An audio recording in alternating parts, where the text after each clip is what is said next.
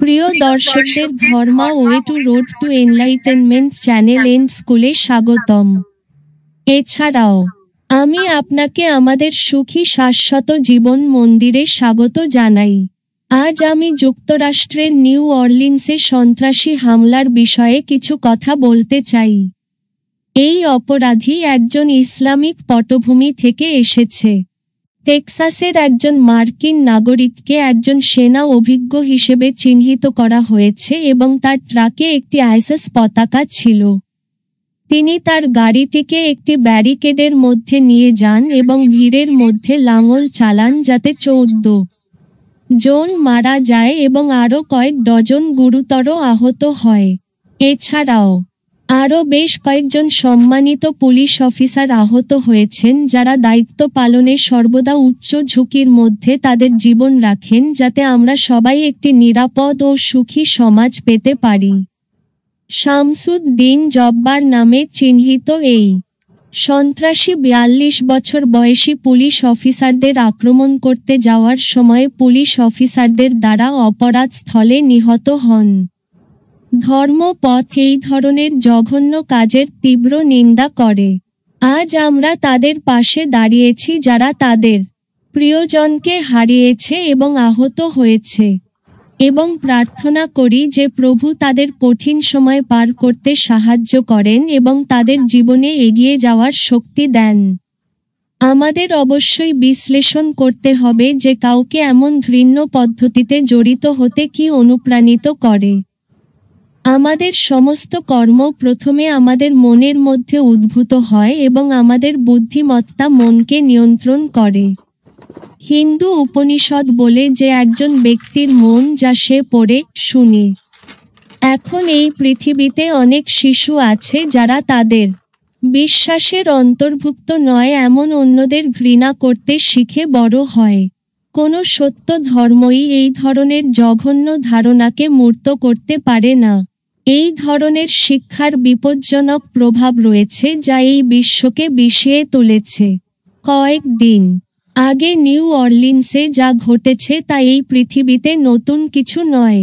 আমাদের সকলকে এখনই গম্ভীর হতে হবে এবং ঘৃণার এই পুনরাবৃত্তির প্যাটার্নের প্রকৃত উৎস বিবেচনা করা শুরু করতে হবে যা ছুরি ব্যবহার করে মানুষ হত্যা, ভিড়ের মধ্যে লাঙল, বোমা হামলা, বিমান ছিনতাই এবং নিরীহ জীবন নেওয়ার জন্য উঁচু ভবনে দৌড়ানোর মতো জঘন্য অপরাধের দিকে পরিচালিত করে।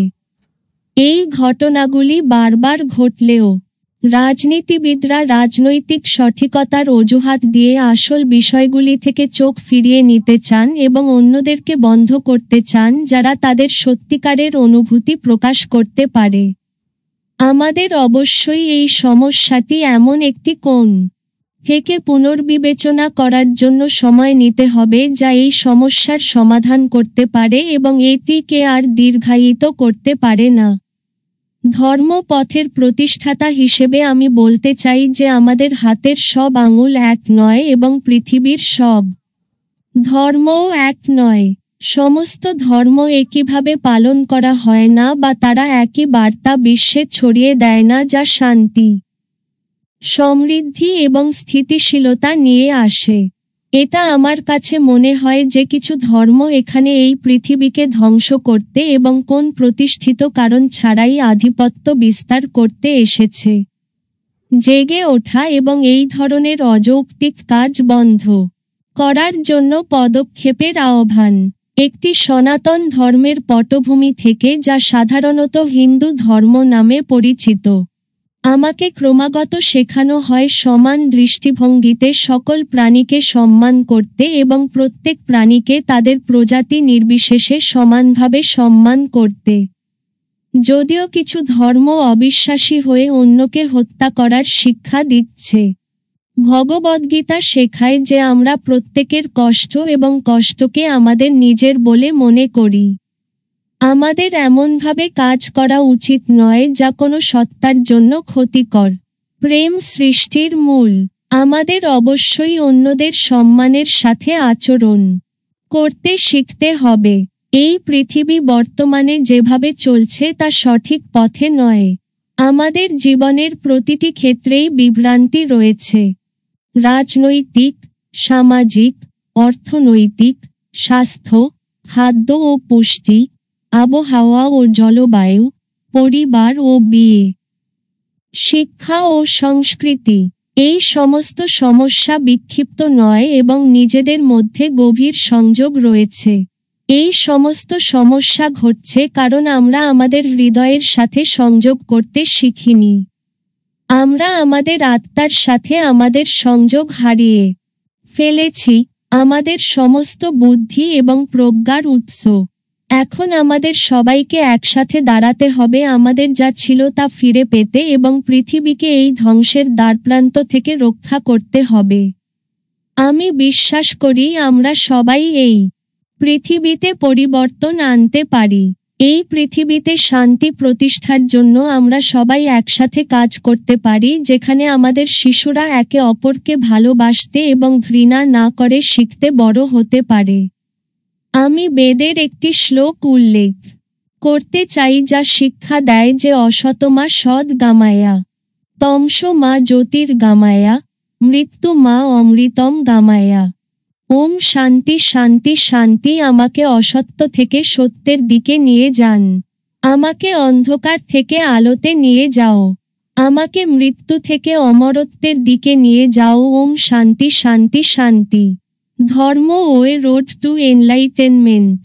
এখানে হিংসা, ঘৃণা এবং অজ্ঞতা থেকে মুক্ত একটি বিশ্ব তৈরি করতে এবং প্রেম, সমবেদনা, বোঝাপড়া, যোগাযোগ, প্রজ্ঞা এবং সৌন্দর্যে পূর্ণ একটি বিশ্ব তৈরি করতে। একটি শিশু হিসাবে আমি এই পৃথিবীকে রূপান্তরিত করার একটি দৃষ্টিভঙ্গি নিয়ে বড় হয়েছি, যেখানে আমরা প্রত্যেকে আলোকিত এবং জীবনের আসল উদ্দেশ্য এবং অর্থ বুঝতে পারি। এমন একটি বিশ্ব তৈরি করি যেখানে জীবন প্রতিশ্রুতিশীল, সমৃদ্ধ, প্রাচুর্যপূর্ণ, দারিদ্র্য, নিরক্ষরতা থেকে মুক্ত, এবং অজ্ঞতা।